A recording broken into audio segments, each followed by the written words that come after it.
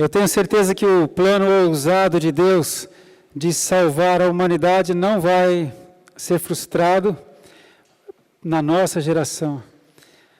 Apesar de que a nossa geração está muito acomodada com as modernidades, ninguém tem tempo para o Evangelho, porque tem que trabalhar, tem que passear, tem que ganhar dinheiro, não é? Mas eu tenho certeza que Deus não vai, os planos dele nunca vão ser frustrados. Deus sempre tem um remanescente fiel em cada geração, e eu espero fazer parte desse remanescente fiel da nossa geração. Espero que você faça também parte. Amém? Deus tem um plano tão ousado que Ele enviou o Salvador, Ele se fez homem,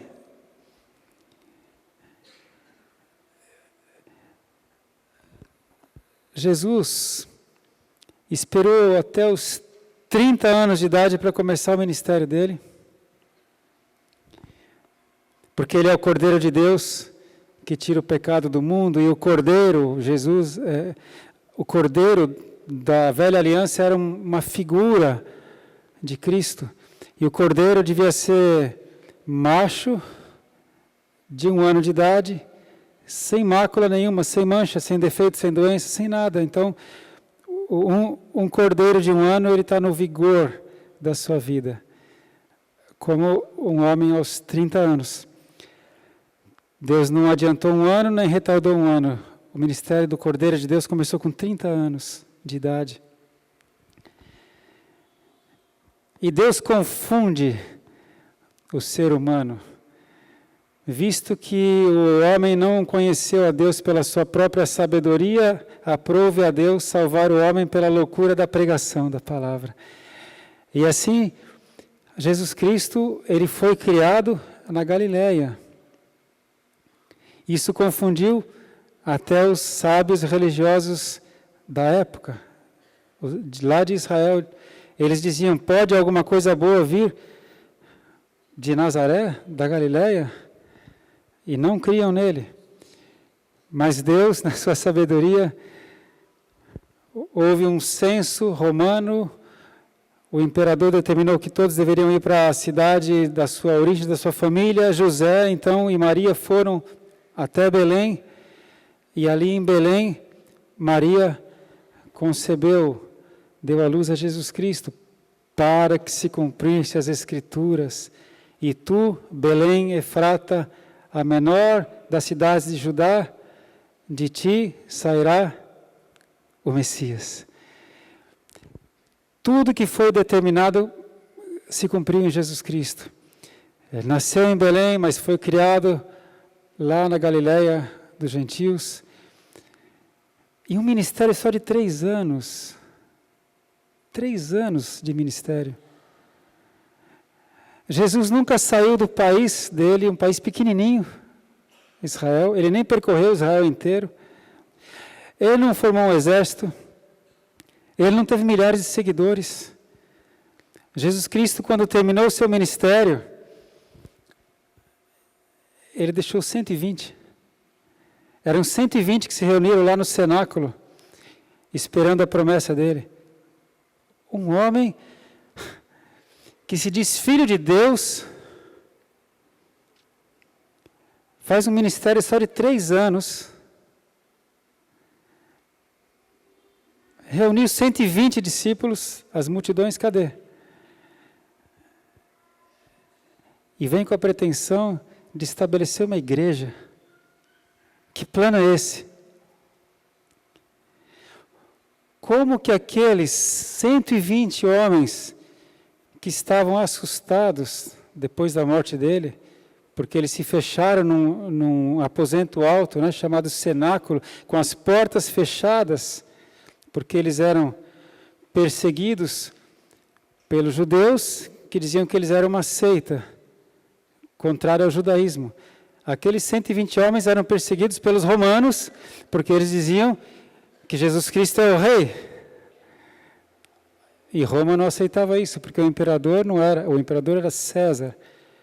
Como esses 120 homens poderiam formar uma igreja que chegasse até os nossos dias? como nós estaríamos hoje no ano 2019, depois dele, Jesus Cristo, como esse homem marcou a história. Ele viajou menos do que eu. Ele viveu muito menos do que eu. O ministério dele durou 3 anos. E ele deixou só 120 discípulos. Como é que nós estamos no ano 2019 depois dele? Como é que a igreja cristã até hoje existe e cresce e vai crescer? Como?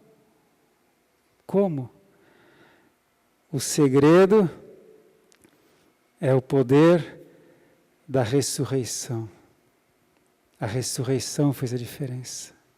Nunca nenhum homem ressuscitou. Jesus Cristo, enquanto estava com seus discípulos, ele investiu em 12 só. Você sabe disso? Mas havia outros que, ao todo, cerca de 120 que o acompanhavam desde o batismo no Rio Jordão. Ele dizia, olha, ele ensinava as coisas do reino dos céus e falava sobre a ressurreição. Eu vou ser morto, eu vou ser crucificado, eu vou ser açoitado, eu vou ser zombado, eu vou ser cuspido, vou ser desprezado e vou ser morto, mas ao 3º dia eu vou ressuscitar. Eu estou falando isso para vocês antes que aconteça, para que quando aconteça, vocês creiam. Aleluia. E de vez em quando, naquelas caminhadas, ele falava sobre a sua morte e ressurreição. A sua morte e ressurreição. Para que eles se lembrassem. Agora, cá para nós, que loucura é essa? A gente hoje tem isso na Bíblia, mas você está convivendo com um homem e você vê que ele come como você come, ele sofre dor como você sofre. Ele, quando foi crucificado, ele sofreu dor atroz. Ele teve sede, ele chorou. E ele fala que ele vai ressuscitar. Não é? Eles dormiram com Jesus, eles acordaram com Jesus, eles andaram com Jesus. Está certo que ele fez sinais e maravilhas, mas outros fizeram, Moisés fez. Elias fez.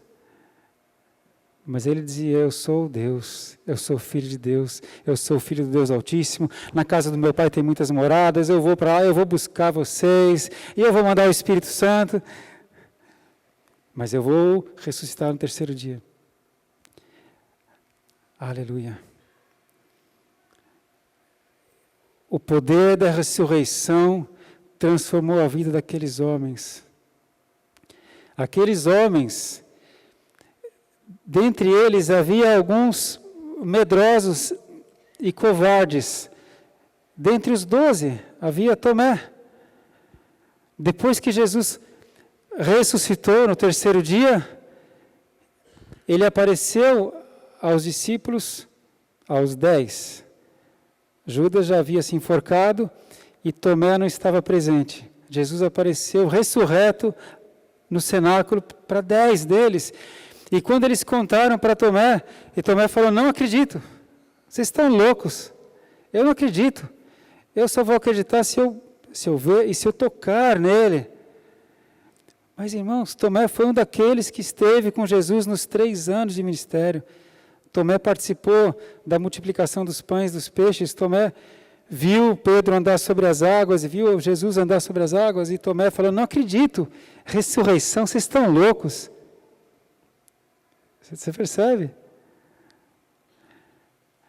E aí Jesus então aparece novamente, uma semana depois, estando Tomé presente, e fala, Tomé, veja que sou eu mesmo.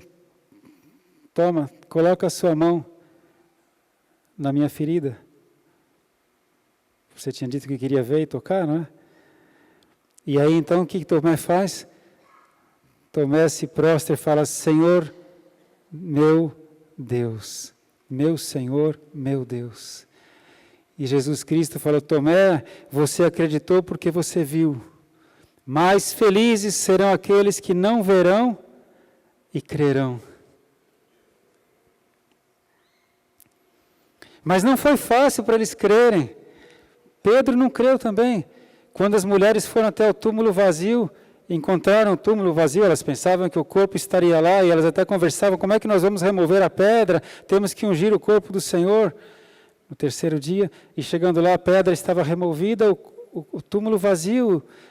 O anjo do Senhor fala, vocês estão procurando o vivo entre os mortos? Ele ressuscitou como disse que faria. Aleluia! E elas correram, as mulheres correram até onde os discípulos estavam reunidos e contaram para os discípulos, e eles não creram.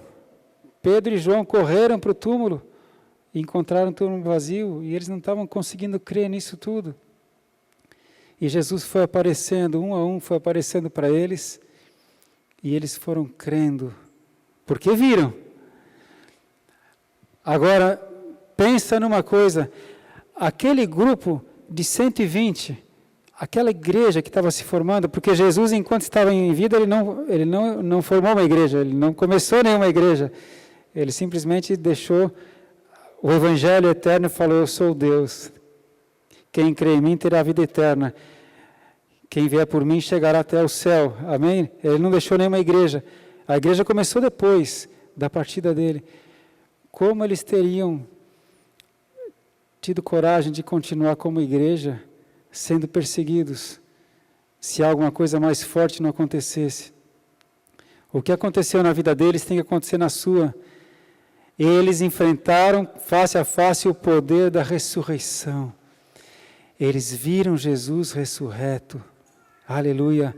Eu vou pedir para você abrir a palavra lá em Atos capítulo 10. Atos capítulo 10, 39.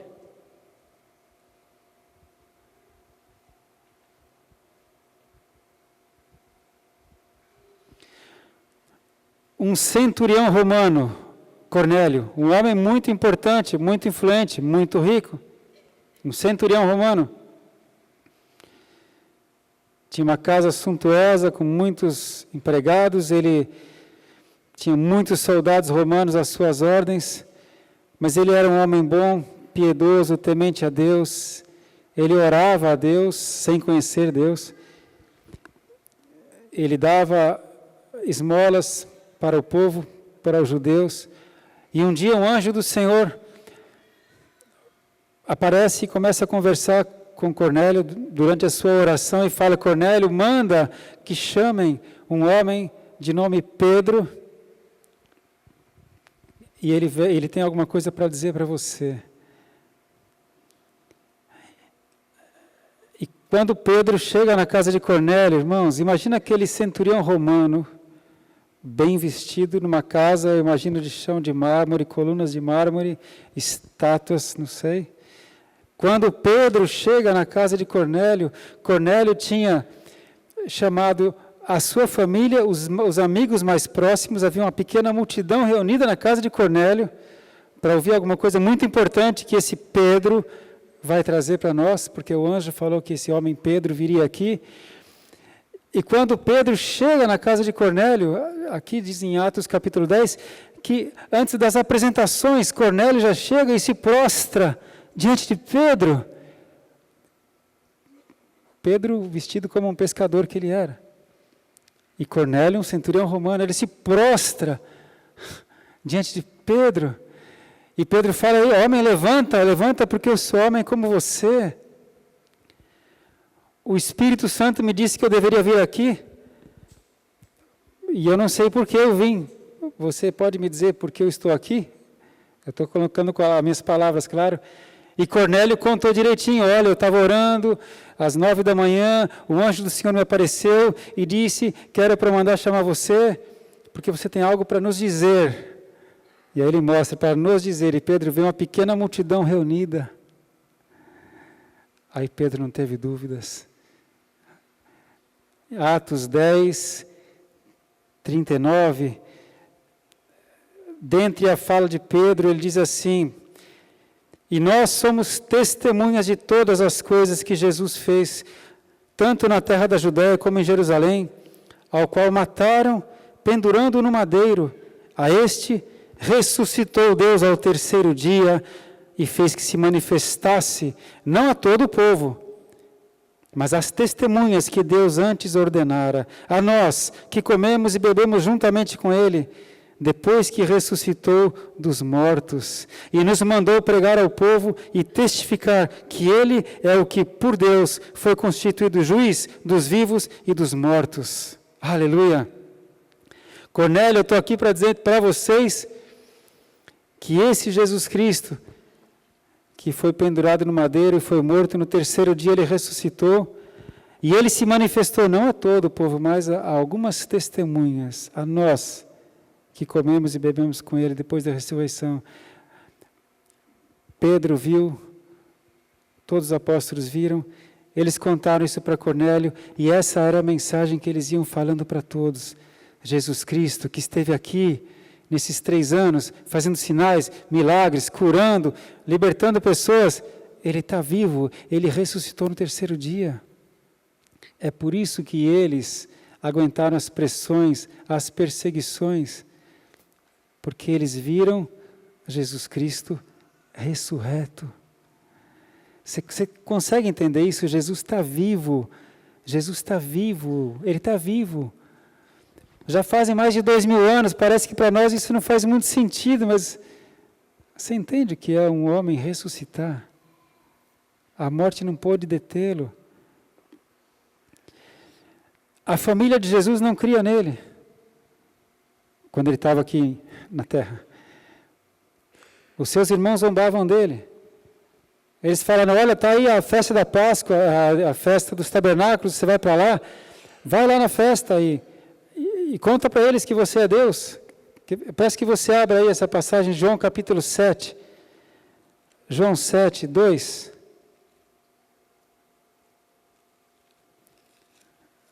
João 7, 2. Estava próxima a festa dos judeus, chamada de festa dos tabernáculos. Disseram-lhe, pois, seus irmãos, quem eram os irmãos dele? Tomé, Judas, ele teve 4 irmãos e várias irmãs. Depois do nascimento dele, ele foi o primogênito, ele foi gerado pelo Espírito Santo. Mas depois José e Maria tiveram outros filhos. Dentre eles, Tiago, que escreveu a carta de Tiago, e Judas, que escreveu Judas, que está logo antes de Apocalipse, eram irmãos de Jesus. Disseram-lhe, pois, seus irmãos, sai daqui e vai para a Judeia, para que também os teus discípulos vejam as obras que fazes. Porque não há ninguém que procure ser conhecido, que faça alguma coisa em oculto. Se fazes essas coisas, manifesta-te ao mundo, porque nem mesmo seus irmãos criam nele. Percebe? Os seus irmãos não criam nele. O Tiago, ele frequentava o ambiente dos fariseus.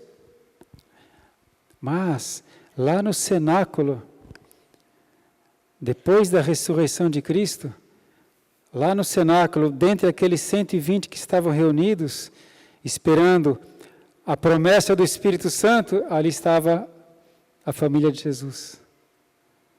Esse texto é importante. Veja lá em Atos 1, 13 e 14. Atos 1, 13 e 14.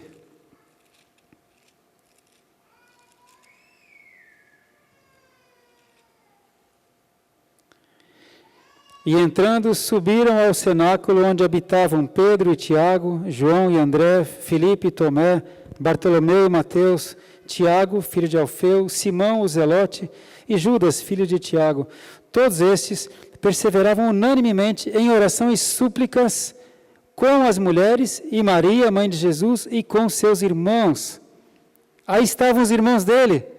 O que mudou a mentalidade dos irmãos de Jesus? Que cresceram com ele na Galileia. Ele era o irmão mais velho, mas eles cresceram, eles devem ter jogado bolinha de gude junto, eles pescaram juntos, eles viram lá a carpintaria do seu pai todos juntos, e de repente com 30 anos de idade, Jesus começa a dizer, eu sou Deus, eu sou filho de Deus, e começa a fazer sinais e maravilhas. Eu sou o bom pastor, vocês são as ovelhas. Claro que eles não acreditaram. Não é? Eles não criam. Mas e como que agora, depois da ressurreição, eles estão lá no cenáculo? Porque Jesus apareceu para eles. Paulo fala em 1 Coríntios capítulo 15 que Jesus apareceu para Tiago, por irmão. O poder da ressurreição. O Tomé fica corajoso. Os incrédulos creem por causa da ressurreição. Está 2000 anos atrás para nós, mas eu quero pedir ao Espírito Santo que você entenda o poder da ressurreição, para que você não seja mais como você vem sendo. Até onde você é capaz de ir por Cristo? Você é capaz de ser zombado, ridicularizado? Você é capaz de sofrer perseguição por Cristo? Talvez se você entender o poder da ressurreição, você seja capaz. Aleluia. Um judeu radical se converte ao cristianismo. Saulo de Tarso. Saulo, ele era fariseu da linhagem de Benjamim, criado na escola de Gamaliel, radical. Ele perseguia os cristãos, ele entrava nas casas dos crentes para levar os crentes presos, para serem mortos. Ele não se contentou em ficar só em Jerusalém, ele foi e pediu para os principais sacerdotes cartas de recomendação para que ele pudesse ir até Damasco caçar crentes. Ele pediu cartas para poder ir lá para Damasco e se encontrasse algum crente, ter autorização para prendê-los. Como que um radical religioso desse se converte? Porque Jesus Cristo teve um encontro com ele na estrada para Damasco. Jesus teve um encontro com ele, Jesus ressurreto. Aleluia! Saulo viu uma luz muito forte, ele caiu no chão e Jesus começou a falar com ele: Saulo, Saulo, por que você me persegue? Quem é, Senhor? Eu sou Jesus a quem você persegue. O que queres que eu faça, Senhor? E os homens que estavam com Saulo ouviram a voz e ficaram com medo. Ouviram a voz de Jesus.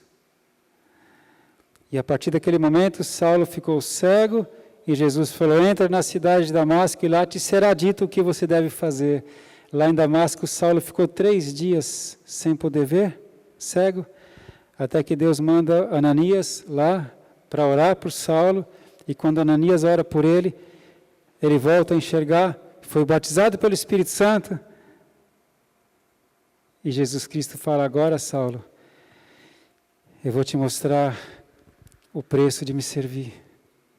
Você não vai ter facilidade, mas você vai levar o meu nome aos judeus, aos gentios e aos reis, e eu vou estar com você. E aquele radical se converte. É como se o Dalai Lama se convertesse a Cristo. É como se o Papa se convertesse a Cristo e parasse de falar coisa contrária à Bíblia. É como se um grande líder religioso se convertesse. Foi assim a conversão do Saulo. O que fez com que ele se convertesse radicalmente e passasse a servir a Jesus Cristo? O poder da ressurreição. Jesus ressuscitou, irmão. Ele está vivo. A morte não pôde detê-lo. Ele está vivo. Ele continua vivo. Ele é o mesmo ontem, hoje, eternamente. E quando ele falou: eu vou edificar a minha igreja e as portas do inferno não vão prevalecer contra a minha igreja, essa é a igreja dele. Essa, e a Batista, e a Assembleia de Deus, e a Comunidade da Graça, e a Quadrangular, e as igrejas, a igreja de Cristo. E a igreja católica são cristãos. Aleluia. O inferno não vai barrar a igreja dele. O que pode barrar é a incredulidade do povo de Deus. Assim como eles tiveram grande dificuldade para crer no começo, nós também temos. Mas Jesus precisou aparecer pessoalmente para muitos deles, para que eles tivessem coragem de continuar pregando o evangelho. Eles eram poucos. Irmãos, hoje em dia o evangelho é pregado oferecendo o quê? O que o evangelho oferece hoje em dia? Na televisão. Dinheiro, cura, poder, vida boa, não é isso? O que o evangelho prometia para eles, para a igreja apostólica inicial? O que eles tinham? Vocês vão ter perseguição, vocês vão ter aflição, vocês vão ser zombados. Eles foram apedrejados, eles foram perseguidos, eles foram expulsos das suas cidades, eles tiveram seus bens confiscados. É isso que eles ganhavam quando assumiam Jesus Cristo. Mas eles diziam, eu não posso deixar de falar dele. Ele é o meu Senhor, Ele está vivo, Ele é Deus. Aleluia! E aí a igreja começou a crescer, e foram 3.000, foram 5.000, perseguidos, mas a igreja continuou crescendo, porque eles estavam debaixo do poder da ressurreição. Por isso que Pedro, quando chega na casa de Cornélio, ele não preparou nenhum discurso, nenhum roteiro, ele foi lá visitar um centurião romano na casa dele, tinha uma pequena plateia esperando. Do que Pedro fala? Da ressurreição de Jesus Cristo. Você está entendendo? A ressurreição tem que fazer...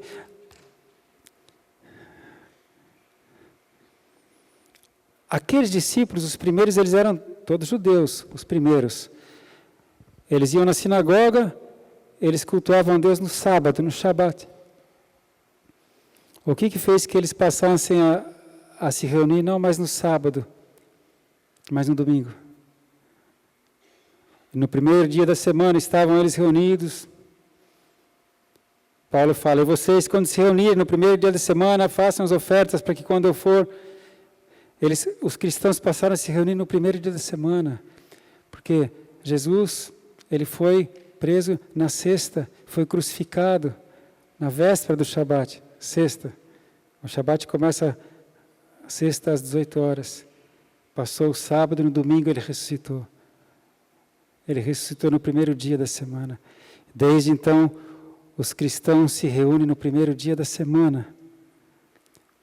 Lembrança do quê? Do dia que nosso Senhor ressuscitou. Que povo é esse que celebra a ressurreição do nosso Senhor toda semana? Você já tem consciência disso? Cada vez que a gente se reúne no domingo? Claro, a gente se reúne em outros dias também, mas eles eram judeus, eles não se reuniam mais no Shabat, eles se reuniam no primeiro dia da semana, porque é o dia que o nosso Senhor venceu a morte e ressuscitou. Eles celebravam a ceia do Senhor. O que a ceia do Senhor simboliza? A morte de Jesus e a ressurreição. Quem iria celebrar, comemorar a morte do seu líder? Seria uma coisa triste, não é? A gente se reúne para celebrar que o nosso líder morreu. Não, mas eles se reuniam para celebrar que Jesus Cristo deu a vida dele por nós e ressuscitou. E vai voltar e vai nos buscar. Então, cada vez que os cristãos se reúnem e celebram a ceia do Senhor, a gente está celebrando que Ele ressuscitou. E o batismo? Por que Jesus ensinou a ceia e ensinou o batismo? O que o batismo nos lembra? O que o batismo simboliza? Assim como Cristo morreu e ressuscitou, assim nós morremos com Ele na morte pelo batismo. E assim como Ele ressuscitou e o pecado não tem mais domínio sobre Ele, também nós estamos mortos para o pecado. Quando você é batizado, significa que você foi imerso na morte de Cristo. E assim como Ele ressuscitou, você se levanta, ressuscita para uma novidade de vida. O cristianismo sempre aponta para a cruz e para a ressurreição. Para a cruz e para a ressurreição. Está na hora da nossa geração se levantar no poder da ressurreição, irmãos.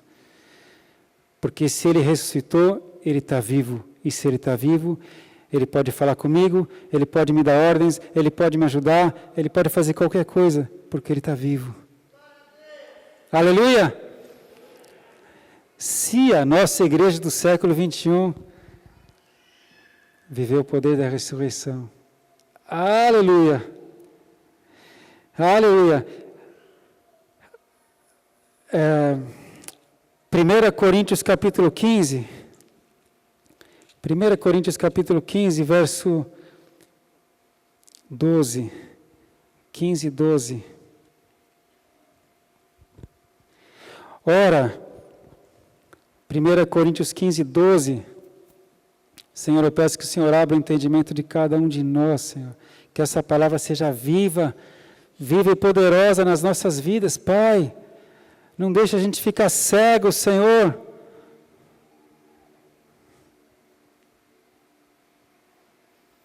Tem muitas pessoas que não creem em Jesus Cristo. E tem muitos crentes que não creem na ressurreição. Porque se cresce de verdade, saberia que Jesus Cristo está vivo. E se tivesse consciência que Ele está vivo, não viveria como vive. Ora, se prega que Cristo ressuscitou dos mortos, como dizem alguns dentre vós que não há ressurreição de mortos? 15, 13. E se não há ressurreição de mortos, também Cristo não ressuscitou. E se Cristo não ressuscitou, logo é vã a nossa pregação e também é vã a vossa fé. E assim somos também considerados como falsas testemunhas de Deus, pois testificamos de Deus que ressuscitou ao Cristo, a qual, porém, não ressuscitou, se na verdade os mortos não ressuscitam. Porque se os mortos não ressuscitam, também Cristo não ressuscitou. E se Cristo não ressuscitou, é vã a nossa fé e ainda permaneceis nos vossos pecados. E também os que morreram em Cristo estão perdidos. Se esperamos em Cristo só nesta vida, somos os mais miseráveis de todos os homens. Mas agora, Cristo ressuscitou dos mortos e foi feito as primícias dos que dormem. Ou seja, Jesus é o primeiro dentre os que morrem. Ele ressuscitou, porque assim como a morte veio por um homem, também a ressurreição dos mortos veio por um homem. E Jesus Cristo prometeu: quem comer a minha carne e beber o meu sangue, no último dia eu o ressuscitarei. Eu vivo com essa esperança,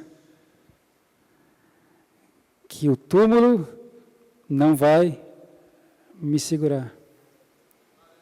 Seja eu enterrado, seja eu cremado, seja por morte natural ou por qualquer outra causa de morte, eu sei, porque o meu Redentor vive, e Ele prometeu, eu sei que no último dia, quando Ele vier para buscar a sua igreja, eu vou com Ele. Em verdade vos digo, quem crê em mim, ainda que morra, viverá. Não entrará em condenação, passou da morte para a vida. E se eu posso viver com essa fé, não tem nada que possa me segurar. Que me poderá fazer o homem? Percebe? É por isso que eles viviam com alegria. Quando Filipe fala com aquele eunuco lá no caminho de Jerusalém para Gaza, aquele eunuco, alto oficial da rainha da Etiópia, e o eunuco se converte, naquela conversa com Filipe, o eunuco se converte, entrega a vida para Jesus Cristo. Diz a palavra que o Espírito Santo arrebatou Filipe e ele se achou em Azoto, em outra cidade, e o eunuco voltou para a Etiópia jubiloso. Ele simplesmente recebeu Jesus e voltou cheio de júbilo para a Etiópia. A vida dele foi transformada. Ele não ficou pensando, meu Deus, o que eu vou fazer agora na Etiópia? Com outros deuses, com outras crenças, com outros... Ele voltou jubiloso, porque agora ele tinha Jesus Cristo como Senhor da vida dele. Aleluia. Esse é o poder da ressurreição. Você sabe que o eunuco já foi batizado ali mesmo. Já foi batizado. Então, essa é a palavra, irmãos. Voltando lá onde nós começamos para terminar, voltando em Atos capítulo 10, lá na casa de Cornélio, Atos 10, 44. Lembra que então Pedro foi lá e falou para eles sobre a morte e a ressurreição de Jesus Cristo. Que Ele é o Senhor, que Ele é o Salvador, que Ele é o Filho do Deus Altíssimo. Atos 10, 44. E dizendo Pedro ainda estas palavras, caiu o Espírito Santo sobre todos os que ouviam a palavra, e os fiéis, que eram da circuncisão, todos quanto tinham vindo com Pedro, porque Pedro fora com 6 homens crentes, lá para a casa de Cornélio. Todos eles maravilharam-se de que o dom do Espírito Santo se derramasse também sobre os gentios, porque até então só os judeus se convertiam, porque os ouviam falar em línguas e magnificar a Deus. Respondeu então Pedro, pode alguém porventura recusar a água para que não sejam batizados estes, que também receberam como nós o Espírito Santo? E mandou que fossem batizados em nome do Senhor. Então rogaram-lhe que ficasse com eles por alguns dias. Pediram para Pedro ficar alguns dias na casa de Cornélio para ensinar a palavra, ensinar o caminho de Jesus Cristo para eles. E eu quero concluir dizendo que esse poder da ressurreição que transformou toda a família de Cornélio e os amigos, esse poder da ressurreição que transformou a vida do oficial da rainha da Etiópia, esse poder da ressurreição que transformou a vida daqueles primeiros discípulos, para que eles pudessem viver sendo perseguidos, e todos eles foram mortos, martirizados, e não negaram a fé, e por isso a fé chegou até hoje. Esse poder da ressurreição também pode mudar a sua vida. Jesus, Ele perdoa os seus pecados. Por isso que Paulo fala, se Ele não morreu, a nossa fé é vã e vocês ainda estão nos seus pecados. Porque nós cremos que Ele, ao morrer na cruz, levou os meus pecados. E como ao terceiro dia Ele ressuscitou, Ele demonstra ao mundo e a Satanás que Ele é mesmo o Filho do Deus Altíssimo, que tem poder sobre a vida e a morte. Se Ele tem poder sobre a vida e a morte, Ele pode prometer o que Ele me cumpriu. Alexandre, você não vai ficar morto. Eu vou te levar para a vida eterna. Ele pode cumprir o que Ele prometeu. Ele pode sim perdoar os seus pecados, se você for humilde e reconhecer os seus pecados. Ele é fiel e justo para perdoar os seus pecados, te perdoar e te purificar. Ele pode te dar a vida eterna para você. Ele te dá a ressurreição. E Ele transforma a sua vida rotineira, meio vazia, meio sem graça. Ele transforma a sua vida numa vida abundante, sem rotina, uma vida transformada. Paulo falou, já não sou eu que vivo, mas Cristo vive em mim. E eu vivo pela fé no Filho de Deus, que me amou e se entregou por mim. Com 20 anos de idade, eu entreguei minha vida para Jesus Cristo. E Ele não atrapalhou os meus planos. Eu queria ser veterinário, eu continuei fazendo veterinária. Eu entrei na faculdade com 19 anos, me converti a Cristo aos 20. E eu continuei fazendo veterinária. E eu me formei, e eu trabalhei, e eu participei de congressos e fiz muitas coisas na minha área. Ele não roubou os meus sonhos. Ele acrescentou os sonhos dele. Ele falou, filho, pode continuar sonhando, eu vou te ajudar nos seus planos. E eu tenho planos também para você fazer. E aí eu comecei a ter uma família cada vez maior, eu comecei a viajar para outros países que eu nunca teria viajado se não fosse por Cristo. Eu conheci tantas pessoas, eu pude ajudar tantas pessoas, eu fui ajudado por tantas pessoas. Por quê? Porque Ele me deu uma vida com abundância. Quando eu enfrentei o vale da sombra da morte, Ele estendeu a mão para mim e falou, não, Alexandre, a morte quer te levar, mas não está na hora ainda, o seu plano não terminou. Não foi? que ele manda um anjo lá no hospital para falar, a sua obra não terminou ainda. Você vai passar por uma cirurgia e vai ficar novo, ele falou, e foi. Jesus quer te dar uma vida abundante, uma vida linda. Ele te deu dons, Ele te deu talentos. Não deixe o diabo te enganar, te roubar. Não seja aprisionado. Tenha uma vida linda. Você tem que saber que Ele está vivo. Ele ressuscitou, Ele está vivo. Ele está à direita de Deus intercedendo por você. Ele abomina o pecado, Ele não aceita o pecado, Ele quer que você não se conforme, tá bom? Se tem um monte de crente moderninho aí que não congrega, cuidado com eles. A Bíblia fala, não deixe de congregar, como é costume de alguns, ainda mais quando vedes que o dia se aproxima, o grande dia, quando vem buscar a sua igreja. Quando alguns crentes moderninhos estão falando, não, isso pode fazer, pode, porque agora a sociedade mudou, as leis estão mudando, cuidado. Vai buscar na lei de Deus, fala, Pai, pode ou não pode, Senhor? Se Deus fala que não pode, então não pode. Não ouse enfrentar Deus. Amém? E no grande dia, quando Ele voltar para buscar a sua igreja, você vai ter certeza que você vai. Isso é o capacete da salvação. Se você tiver que anular os dardos inflamados de Satanás que quer roubar a sua fé, você usa o escudo da fé. E a fé vem pela palavra de Deus. Aleluia! Vamos ficar de pé, eu quero fazer uma oração por você. Pai, eu quero te pedir em nome de Jesus, Senhor, que a nossa geração, acostumada a ter tudo pronto, Senhor, a nossa geração que está acostumada a ter as coisas na hora, as coisas rápidas. A nossa geração, Pai, que está acostumada a não batalhar e não se esforçar pelo que deseja. Espírito Santo nos ensina a termos resiliência, fé e perseverança para, se necessário, passarmos por lutas, por provações. Que a nossa luta seja contra o pecado. Aleluia! Aleluia, quer dizer, louvado seja Deus.